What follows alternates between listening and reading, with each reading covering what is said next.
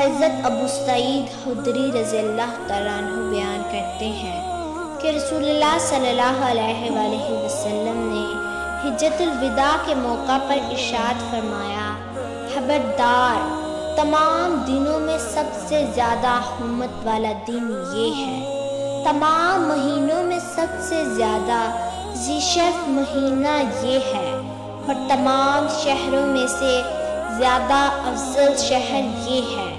خبردار، تمہارے مال اور تمہاری جان ایک دوسرے کے لیے اسی طرح حرمت والے ہیں جیسا کہ یہ شہر، یہ مہینہ اور یہ دن حرمت والا ہے۔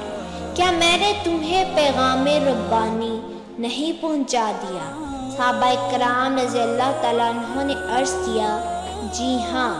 آپ صلی اللہ علیہ وآلہ وسلم نے فرمایا، اے اللہ تو بھی گواہ ہو جا۔